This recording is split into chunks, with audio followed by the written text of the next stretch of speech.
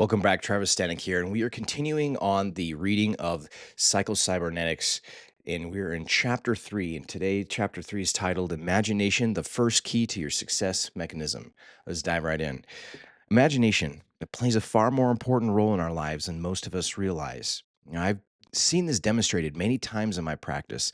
A particularly memorable instance in this fact concerned a patient, who was literally forced to visit my office by his family. And he was a man of about 40, unmarried. He'd held down a routine job during the day, and I kept himself in his room when the workday was over, never going anywhere, never doing anything. He had many jobs. He never seemed to be able to stay with any of them for any great length of time. But the problem that he had is he had a rather large nose and ears that protruded a little more than what was considered normal. He considered himself ugly and funny looking. He imagined that the people that he came into contact with during the day were laughing at him and talking about him behind his back because he was so odd. His imaginings grew so strong that he actually feared going into the business world and moving among people. He hardly felt safe, even in his own home. The poor man, he even imagined that his family was ashamed of him because he was peculiar looking and not like other people. Actually, his facial deficiencies, were not serious. His nose was of the classical Roman type, and his ears, though somewhat large, they attracted no more attention than those of thousands of people with similar ears. But in desperation, his family brought him to me to see if I could help him out. I saw him, and he didn't need any surgery, okay? Only an understanding of the fact that his imagination had wrought such havoc with his self image that he lost sight of the truth. He wasn't really ugly. People didn't consider him odd and laugh at him because of his appearance. His imagination alone was responsible for his misery. His imagination, it had set up an automatic negative failure mechanism within him, and it was operating at full blast to his extreme misfortune. Fortunately, after several sessions with him and with the help of his family, he was able to gradually realize that the power of his own imagination was responsible for this plight, and he succeeded in building up a true self image and achieving their confidence that he needed by applying creative imagination rather than destructive imagination. It's interesting when you look yourself in the mirror, what are you thinking? It's okay to be thinking those fleeting thoughts, but what are you consistently thinking? Are you catching yourself in a constructive or a destructive state of mind? What's interesting is this book is talking about the success mechanism. It's the subconscious mind. It's programmed to basically go on autopilot to seek out its target. And if we keep programming it to be thinking constructive thoughts, then our life will play out that way. We'll start reinforcing it with our external world, as he's saying here. But if it's destructive thoughts, like this man, you basically have body dysmorphia. You look at his face and don't see anything wrong with it. But for him, he had the worst ears and big, ugly nose, and he couldn't go out in the world. He was completely ashamed. Just getting back into it. Creative imagination is not something reserved for the poets, philosophers, or inventors. It enters into our every act. For imagination sets the goal picture. It's our automatic mechanism that works on it. We act or fail to act not because of will alone, as it's commonly believed, but because of imagination. A human being always acts and feels and performs in accordance with the imagines to be true about himself and his environment. This is a basic and fundamental law of the mind. It's the way we're built. When we see this law of mind graphically and dramatically demonstrated in a hypnotized subject, we're prone to think that there's something occult or supernormal at work. Supernormal at work. Actually, what we're witnessing, it's the normal operating processes of the human brain and the nervous system. These are the automatic mechanisms in our body. The subconscious mind carries out all of the things to keep us alive. For example, if a good hypnotic subject's told that he's at the North Pole, he'll not only shiver and appear to be cold, his body will react just as if he were cold and goose pimples will develop. The same phenomenon has been demonstrated on wide awake college students by asking them to imagine that one hand is immersed in ice water. The thermometer readings show that the temperature does drop into the treated hand Tell a hypnotized subject that your finger is a red hot poker, and he'll not only grimace with the pain at your touch, but his cardiovascular system and lymphatic systems react just as if your finger was in a red hot poker and produce inflammation and perhaps a blister on the skin. I've heard stories of the Silva method, and this guy was teaching a hypnosis method just like this. So this was written in again 1960s, and around the same time, people have been able to be hypnotized and not only just believe that they were touched with a red hot poker, as in this book, producing inflammation. And what's the crazy thing about this Silva method example that I'm describing is that the healing happened just as instantaneously. So the belief that I've been burned and I actually produce the effects of a burn, which is just crazy to me. But then the healing came into place right after, and the inflammation completely reduced. The swelling was gone. Like that's just wild. How powerful and how in control we are with our thoughts, and how powerful the outcome. And we can basically program our bodies to have responses as if things are happening to them when they're really not. Just chew on that for a minute. When college students wide awake have been told to imagine that a spot on their foreheads was hot, temperature readings have shown an actual increase in skin temperature. Your nervous system cannot tell the difference between an imagined experience and a real experience. In either case, it reacts automatically to information which you give it to from your forebrain. Your nervous system reacts appropriately to what you think or imagine to be true. The secret of hypnotic power. Dr. Theodore Barber. He was conducted extensive research into the phenomena of hypnosis, both when he was associated with the psychology department of American University in Washington, D.C., and also after becoming associated with the Laboratory of Social Relations at Harvard. Writing in Science Digest recently, he said, "We found that hypnotic subjects are able to do surprisingly things when they're convinced that the hypnosis words are true statements. When the hypnotist has guided the subject to the point where he's convinced that the hypnotist's words are true statements, the subject then behaves differently because he thinks and believes differently. You act differently when you think and believe differently. That's the key message here. The phenomena of hypnosis has always been seen mysterious because it's always been difficult to understand how belief can bring about such unusual behavior, but it always seems about if there's something more than some unfathomable force or power at work. However, the plain truth is that when a subject's convinced that he's deaf, he behaves as if he's deaf. When he's convinced that he's insensitive to pain, he can undergo surgery without anesthesia. The mysterious force of power doesn't exist. Could you be hypnotized?" Science Digest, January 1958. A little reflection will show why it's a very good thing for us that we do feel and act according to what we believe or imagine to be true. Truth determines action and behavior. The human brain and nervous system, they're engineered to react automatically and appropriately to the problems and challenges in our environment. For example, a man doesn't need to stop and think that self-survival requires that he runs if he meets a grizzly bear, but he doesn't need to decide or become afraid. The fear response is both automatic and appropriate. First, it makes him want to flee. The fear then triggers bodily mechanisms which soup up his muscles so that he can run faster than he's ever run before. His heartbeat's quickened, adrenaline, a powerful muscle stimulant, is poured into the bloodstream. All bodily functions not necessary to running are shut down. The stomach stops working, and all available blood is sent to the muscles. Breathing is much faster, and the oxygen supply to the muscles is increased tenfold.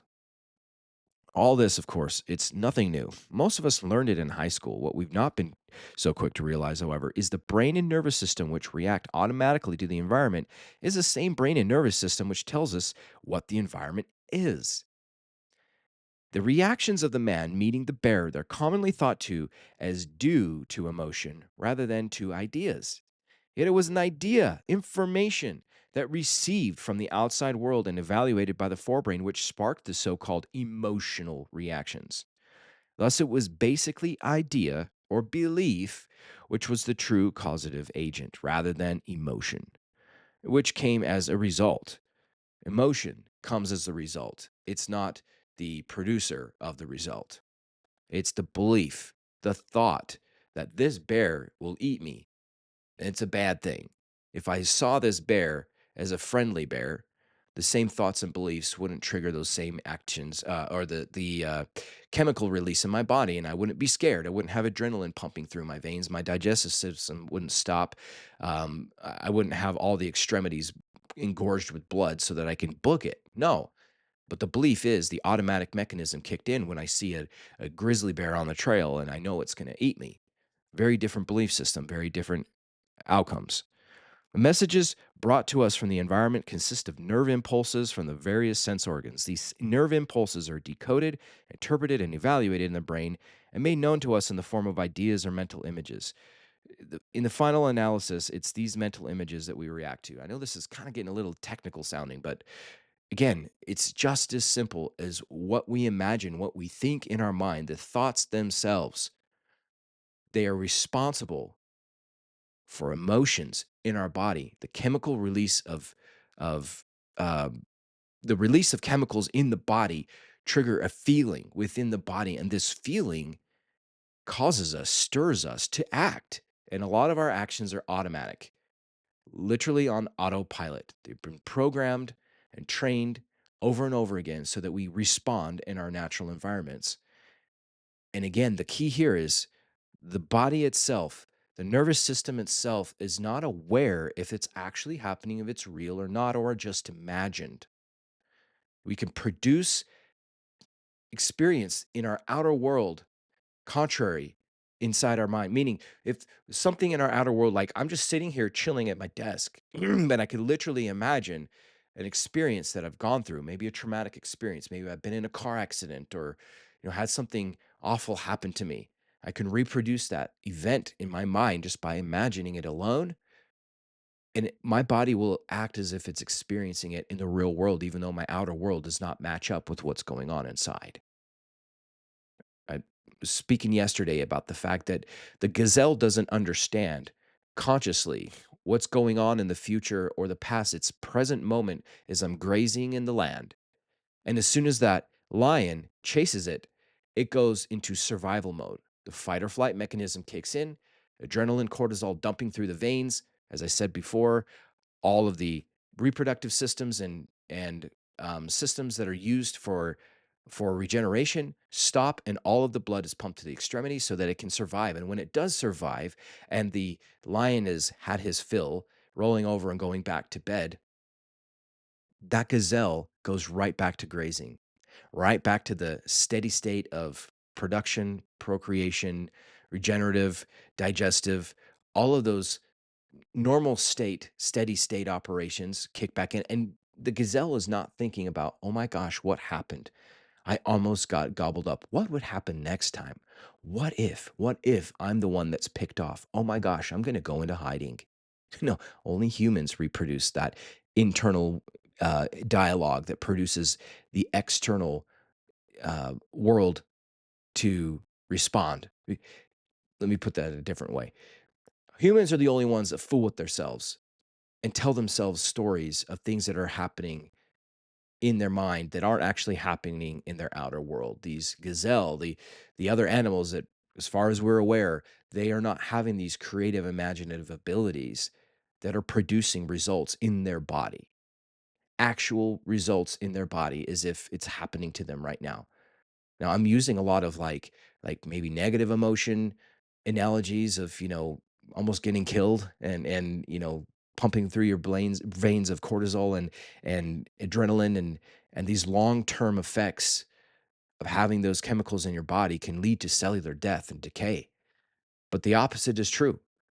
The um I think it's oxytocin, the love chemical. There's endorphins. There's a lot of happy chemicals that will be released with the same happy thoughts and the happy experiences. You can literally get tingles and chills in your body. You can feel it through breathing in deeply, in and out really quickly.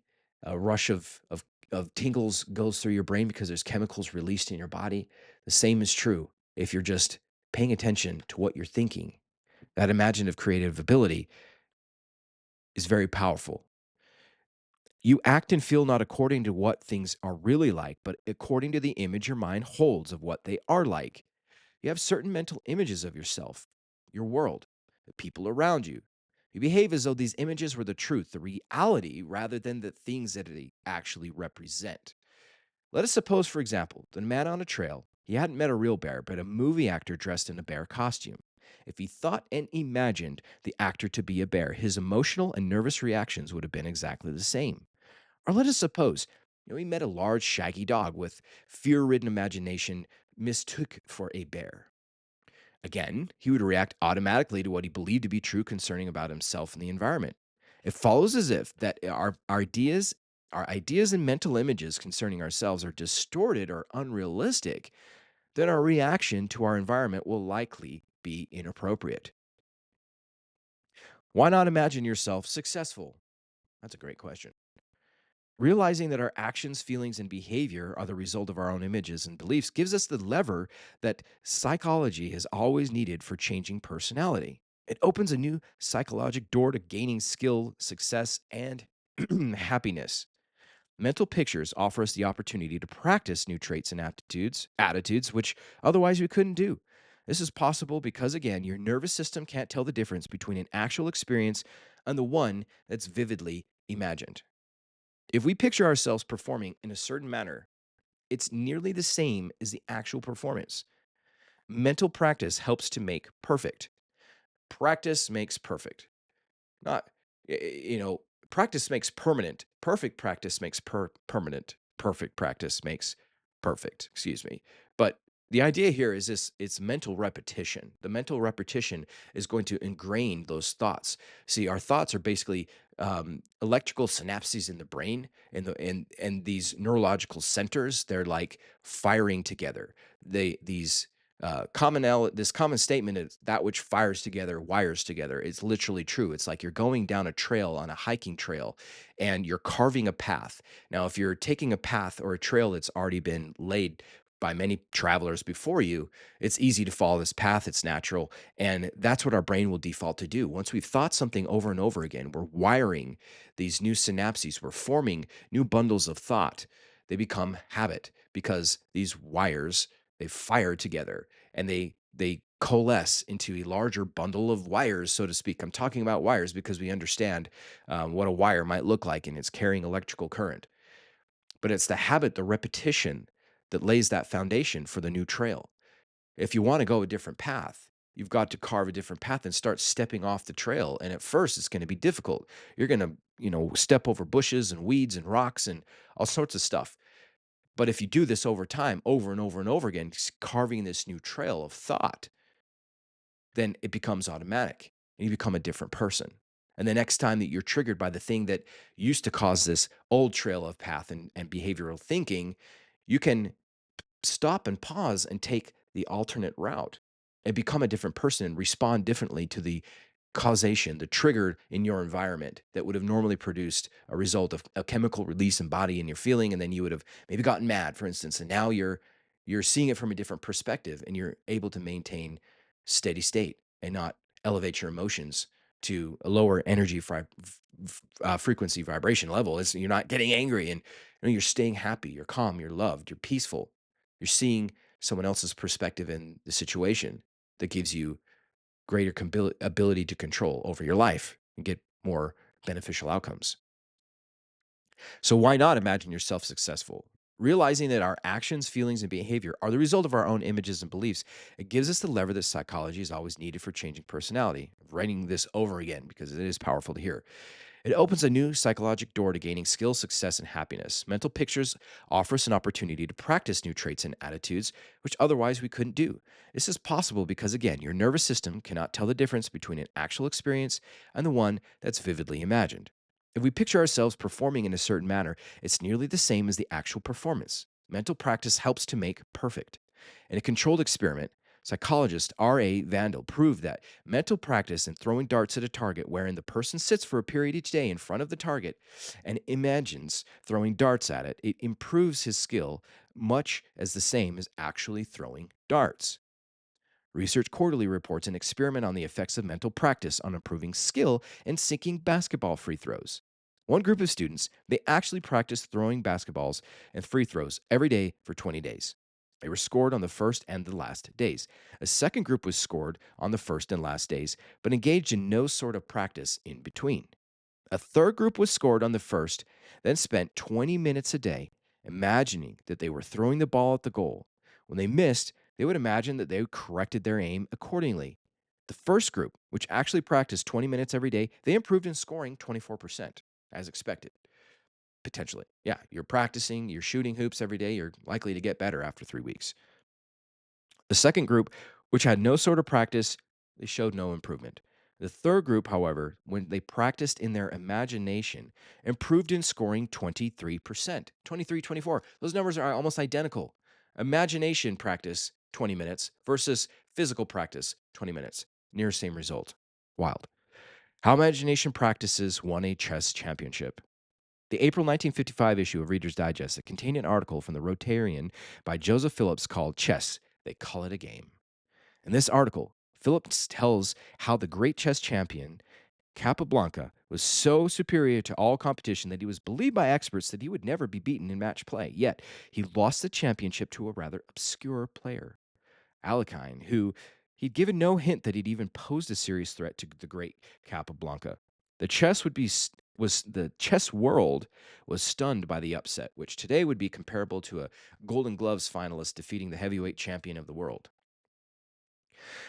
Phillips tells us that Alekhine had trained for the match, very much like a boxer conditioning himself for a fight. He retired to the country, cut out smoking, cutting out drinking. He did calisthenics, exercising. For 3 months, he played chess only in his mind, building up steam for the moment when he would meet the champion. Mental pictures can actually help you sell more goods. In his book, How to Make $25,000 a Year Selling, Charles B. Roth tells a group of salesmen in Detroit who tried a new idea that increased their sales 100%. Another group in New York increased their sales by 150%, and individual salesmen using the same idea, they've increased their sales up to 400%. And what is this magic that accomplishes so much for salesmen? Is it something called role playing and you should know about it because if you let it, it may help you double your sales? Well, what is role playing? Well, it's simply imagining yourself in various sales situations and solving them in your mind until you know what to say and what to do whenever the situation comes up in real life. Now, this is called on the football field skull practice. The reason why it accomplishes so much is that it's selling is simply a matter of just situations. Once created every time that you talk to a customer. Customer says something like and asks a question or raises an objection, if you always know how to counter or what they say or answer, the question being handling an objection, you'll just make more sales. A role playing salesman at night, when he's all alone, will create these situations. He'll imagine the prospect throwing the wildest kind of curves at him, and then he'll work out the best answer to them. No matter what the situation is, you can prepare for it beforehand by means of just imagining yourself and your prospect face to face while he's raising objections and creating problems that you're handling properly. Use mental pictures to get a better job. The late William Moulton Martin, well known psychologist, recommended that he called rehearsal practice to men and women who came to him for help in job advancement. If you've got an important interview coming up, such as making an application for a job, his advice was plan for the interview in advance. Go over in your mind all the various questions you're likely to be asked, and then think about answers that you're going to give. And rehearse the interview in your mind. Even if none of the questions that you've rehearsed come up, the rehearsal practice will still work wonders. It gives you confidence. And even though real life hasn't set lines to be recited like a stage play, rehearsal practice will help you to ad lib and react spontaneously to whatever situation you find yourself in because you practiced reacting spontaneously. Don't be a ham actor, Dr. Martin says, explaining that we're always acting out some role in life. Why not select the right role, the role of a successful person, and rehearse it? Writing in Your Life magazine, Dr. Martin says, frequently the next step in your career can't be taken without first gaining some experience in the work that you'll be called upon to perform.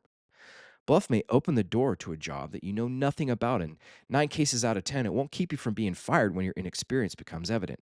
There's only one way that I know to project your practical knowledge beyond your present occupation, and it's rehearsal planning. Interesting. I think that's the Catch Me If You Can. If you've ever watched this movie with Tom Hanks and Leonardo DiCaprio plays a character that's basically uh, pretending to be other professions at which he's not, like a college professor, and he's just rehearsing in his mind. He's only one chapter ahead of the classroom and teaching himself these concepts, even though he knows nothing about it, but fooling us nonetheless. Rehearsal planning. So, a concert pianist practices in his head. Artur Schnabel, the world famous pianist, he took lessons for only 7 years, and he hated practice and seldom does practice for any length of time at the actual piano keyboard. When questioned about his small amount of practice as compared with other concert pianists, he said, I practice in my head. C.G. Kopp of Holland, a recognized authority on teaching piano, recommends that all pianists practice in their heads. A new composition, he says, should be first gone over in the mind. It should be memorized and played in the mind before ever touching fingers to the keyboard. Interesting. Imagination practice can lower your golf score. Time magazine reported that when Ben Hogan's playing a tournament, he mentally rehearses each shot just before making it. He makes the shot perfectly in his mind. He feels the club head striking the ball just as it should, and he feels himself performing the perfect follow through. Then he steps up on the ball. It depends upon which he calls his muscle memory and carries out the shot just as he imagined it. Alex Morrison, perhaps the most well known golf teacher in the world, he's actually worked on a system of mental practice. It enables you to improve your golf score by sitting in an easy chair and mentally practicing what he calls the seven Morrison keys. The mental side of golf represents 90% of his game, he says. The physical side, 8%, and the mechanical side is only 2%. In his book, Better Golf Without Practice, Morrison tells how he taught Lou Ler to break 90 for the first time with no actual practice whatsoever. Morrison had Ler sit in an easy chair in his living room and relax while he demonstrated for him the correct swing and gave a brief lecture on the Morrison keys. Ler was instructed to engage in no actual practice on the links, but instead spend 5 minutes each day relaxing in the easy chair, visualizing himself attending to the keys correctly. Morrison goes on to tell how several days later, with no physical preparation whatsoever, Ler joined the regular foursome and amazed them by shooting 9 holes in an even par 36. The core of the Morrison system was that you must have a clear mental picture of the correct thing before you can actually do it successfully. Morrison, by this method alone, enabled Paul Whiteman and many other celebrities to chop as much as 10 to 12 strokes off their scores. Johnny Bulla, the well known professional golfer, he wrote an article several years ago in which he said having a clear mental image of just where you wanted the ball to go and what you wanted it to do was actually more important than the golf form itself. Most of the pros, said Bulla, have one or more serious flaws in their form, yet they manage to shoot good golf. It was Bulla's theory that if you just picture the end result, picture the end result, see the ball going where you wanted it to go, and have the confidence to know that it was going to do what you wanted, your subconscious would take over and direct your muscles correctly. If your grip was wrong and your stance not in the best form, your subconscious would still take care of that by directing your muscles to do whatever was necessary to compensate for the error in form. Now, that's just an example of practicing golf swings, but the key point here was to actually have the end in mind. You see the end result and you see the outcome in your mind. Stephen Covey's 7 Habits of Highly Effective People start with the outcome in mind. You can see, feel, and imagine and experience the outcome actually produced in your mind. It's already done somehow, some way. The subconscious mind plays out these like automatic things and synchronicities and life events happen in our world, all because we started with that outcome in mind and imagined it. We see it. We see it in our mind. I believe that, people say luck is a combination of opportunity meets preparation. And I believe that in the degree that if you see this outcome, the opportunity, you're going to start to pay attention to when the balloon starts to fly by, the balloon of opportunity. Because you're prepared, because you're paying attention to when the balloons drop by, you snag the string of the balloon and you grab onto it. And that's the lucky thing that happens to you. But it's all about seeing it first. in order to be able to see the balloon pass by. Start with the outcome in mind. The real secret of mental picturing. Successful men and women have, since the beginning of time, used mental pictures and rehearsal practice to achieve success. Napoleon, for example, practiced soldiering in his imagination for many years before he ever went on the actual battlefield. Webb and Morgan, in their book, Making the Most of Your Life, tells us the notes Napoleon made from his readings during these years of study filled, when printed, 400 pages. He imagined himself as a commander and drew maps of the island of Corsica, showing where he would place various defenses, making all his calculations with mathematical precision. Conrad Hilton himself imagined operating a hotel long before he ever bought one. When a boy, he used to play that he was a hotel operator. Henry J. Kaiser said that each of his business's accomplishments were realized in his imagination before it appeared in actuality. It's no wonder that the art of mental picturing has, in the past, sometimes been associated with magic. However, the new science of cybernetics gives us an insight into why mental picturing produces such amazing results, and it shows us that these results are not due to magic, but the natural, normal functioning of our minds and brains. Cybernetics regards the human brain, nervous system, and muscular system as highly complex servo mechanism, an automatic goal-seeking machine which steers its way to a target or goal by use of feedback data and stored information, automatically correcting course when necessary. As stated earlier, this new concept doesn't mean that you are a machine, but that your physical brain and body function as a machine within you. You automatic, you automatic, cre- This automatic creative mechanism within you can operate in only one way, and it must have a target to shoot at. As Alex Morrison says, you must first clearly see a thing in your mind before you can do it. When you do see a thing clearly in your mind, your creative success mechanism within you takes over and does the job much better than you could do just by your conscious effort or willpower alone. Instead of trying hard by conscious effort to do things by iron jawed willpower, or like I call the white knuckled approach, your clenched tight fist, instead of doing it that way, stop trying to do it by strain and effort alone. Because all the while you're worrying and picturing yourself and all the things that are likely to go wrong, you simply relax the strain, stop trying to do it by strain and effort, and picture yourself the target that you really want to hit and let your creative success mechanism take over. Just let go of the how, let go of the results, and start to trust that they will come automatically and naturally to you when you do this. Thus, mental picturing, the desired end result, it literally forces you to use positive thinking. You're not relieved thereafter from effort and work, but your efforts are used to carry you forward towards your goal, rather than in futile mental conflict, which results when you want and try to do one thing, but you picture yourself doing something else.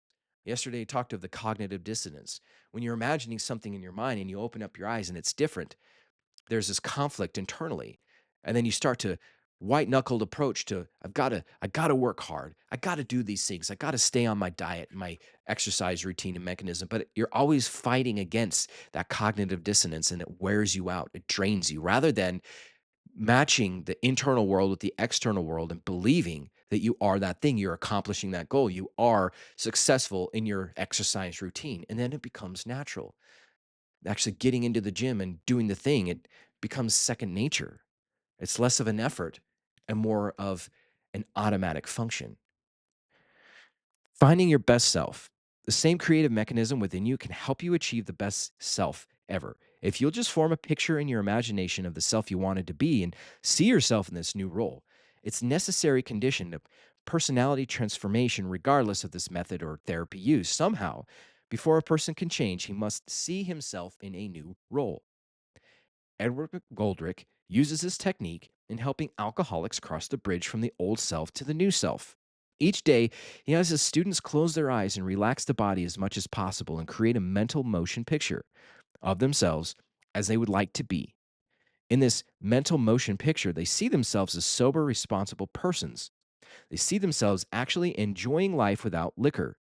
This isn't because the only technique used by McGoldrick, but it's because one of the basic methods used at Bridge House, which was a higher record of cure for alcoholics than any other organization in the country.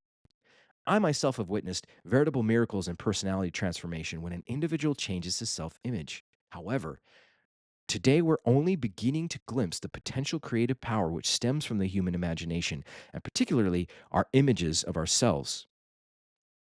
Considering the implications, for example, in the following news release, which appeared a couple of years ago under an Associated Press deadline, just imagine you're sane. San Francisco. Some mental patients can improve their lot and perhaps shorten their stay in hospitals just by imagining that they're normal. Two psychologists with the Veterans Administration of Los Angeles reported Dr. Harry M. Grayson and Dr. Leonard B. Olinger told the American Psychological Association that they tried the idea on 45 men hospitalized as neuropsychiatrists. Neuropsychiatrics. Excuse me. The patients first were given the usual personality test, and they were asked flatly to take a test a second time and answer the questions as if they were a typical well adjusted person on the outside. So they took it as their natural state, and then they imagined themselves as being better and took it again. Three-fourths of them turned in and improved this test performance, and some of the changes for the better were dramatic, the psychologists reported. In order for these patients to answer the questions as a typical well adjusted person would answer, they had to imagine first how a typical well adjusted person would act. They had to imagine themselves in the role of a well adjusted person, and this in itself was enough to cause them to begin acting like and feeling like a well adjusted person. We can begin to see that the late Dr. Albert Edward Wiggum called your mental picture of yourself the strongest force within you. Know the truth about yourself.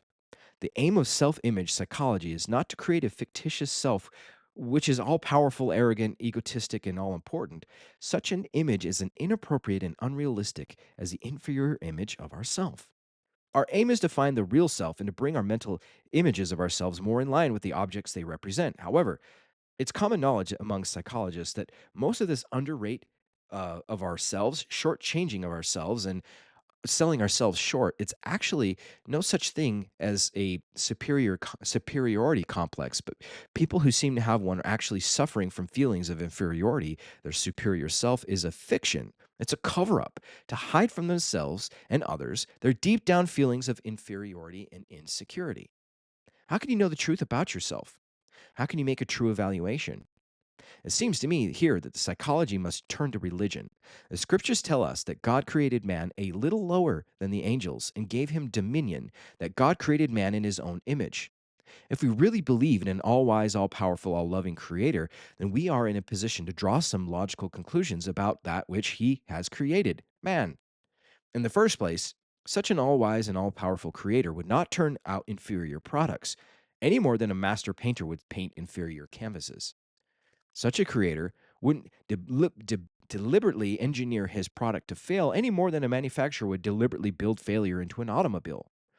Fundamentalists tell us that man's chief purpose and reason for living is to glorify God, and the humanists tell us that man's primary purpose is to express himself fully. However, if we take the premise that God is a loving creator and has the same interest in his creation rather than an earthly father has in his children, as an earthly father has in his children, then it seems to me that the fundamentalists and the humanists are saying the same thing. What brings more glory, pride, and satisfaction to a father than seeing his offspring do well, succeed, and express to their full abilities and talents? It's natural for us to want our kids to exceed in the world and leave our house and become successful contributing members of society rather than stay stuck in our home and worship us the rest of their lives. Does it not? Well, have you ever sat by a father of a football star during a game? Jesus expressed this same thought when he told us not to hide our light under a bushel, but to let our light shine so that your Father may be glorified. I cannot believe it brings any glory to God when his children go around with his hangdog expressions, being miserable, afraid to lift up their heads and be somebody. As Dr. Leslie D. Weatherhead said, if we have in our minds a picture of ourselves as fear haunted and defeated nobodies, we must get rid of that picture at once and hold up our heads. That's a false picture and a false must go. God sees us as men and women who in whom and through whom he can do great work. He sees us as already serene, confident, and cheerful. He sees us not as pathetic victims of life, but masters of the art of living, not wanting sympathy, but imparting help to others, and therefore thinking less and less to ourselves and full, not to self concern, but of love and laughter and a desire to serve others. I added that piece. Let us look at the real selves which are in making the moment we believe in this existence. We must recognize the possibility of change and believe in the self that we're now in the process of becoming a different person. That's the becoming. That we're not to believe in what is false. Okay, the practice exercise for today. So hold a picture of yourself long and steadily enough in your mind's eye, and you'll be drawn toward it, said Dr. Henry Emerson Fosdick. Picture yourself vividly as defeated, and that alone will make victory impossible. But picture yourself vividly as winning, and that alone will contribute immeasurably to success. Great living starts with a picture held in your imagination of what you would like to do or be. Your present self image was built upon your own imaginative pictures, your imagination of yourself and in the past, which grew out of interpretations and evaluations which you placed upon experience. Now you're able to use the same method to build an adequate self image that you previously used to build an inadequate one. Set aside a period of 30 minutes each day where you can be alone and undisturbed. Relax and make yourself as comfortable as possible. Now close your eyes and exercise your imagination. Many people find that they get better results if they imagine themselves sitting before a large motion picture screen, the movie theater of the mind, so to speak, and imagine that they're seeing a motion picture of themselves. The important thing is to make these pictures as vivid and as detailed as possible. See, in our minds, we tend to overlook details and just kind of have general broad outlines. But in the real world, if you pay attention, there's detail all around us. Our sights, our sense, our smells, our tastes, our feeling, all these things, they are part of our experience. And to make that imaginative experience more real, do good to imagine very bright, vivid colors and smells and thoughts and feelings and all this good stuff.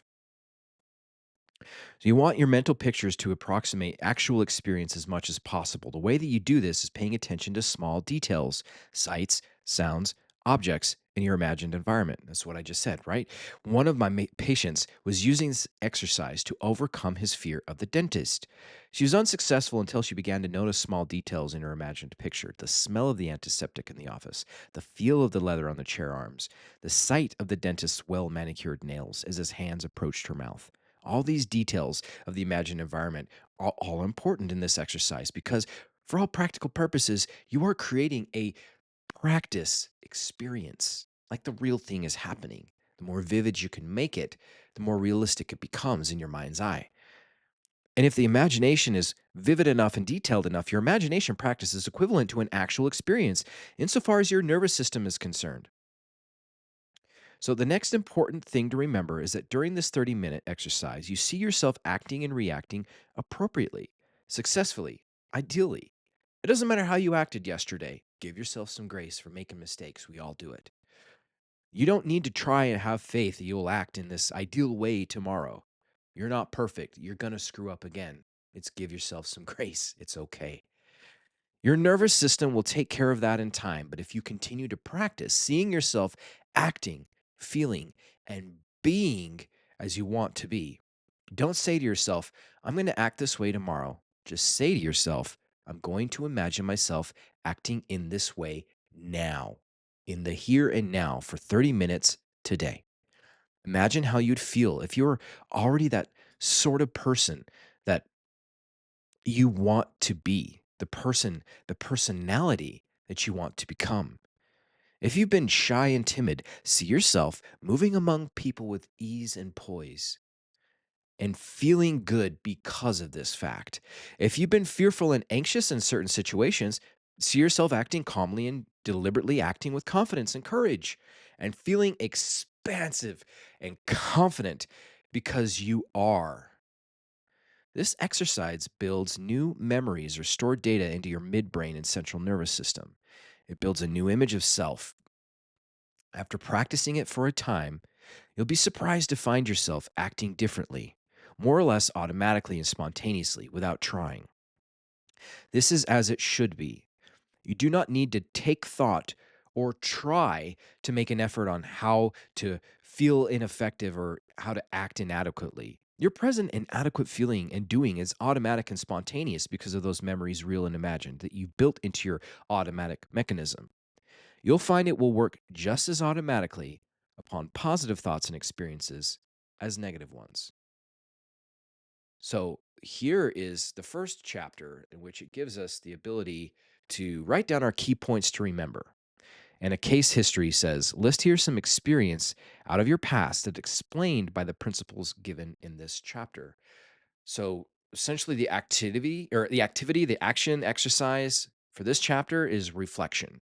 It's a summary statements of what did I gather, what knowledge did I pick up here, and a very deliberate practice exercise of closing our eyes and rehearsing the movie theater of our mind, looking at a movie screen and playing out the images of the life that we want to live, playing that out, feeling it, imagining it, having the emotions, and tying no, uh, effort or struggle or strife to it, just letting it be natural and allowing our mind to race and then be conscious that it's racing and bring it back to the movie theater of the mind and just rehearse this. So even though I woke up this morning and I did a quick meditative routine, I'm going to go back today and spend this 30 minutes time as it's describing because we're running a thought experimental trial here. We're seeing if I follow the instructions, if I'm going to see any tangible differences or evidence in my outer world suggesting that it's changing accordance to what's going on in my inner world. So I encourage you to try this the same. Until next chapter. Talk to you later.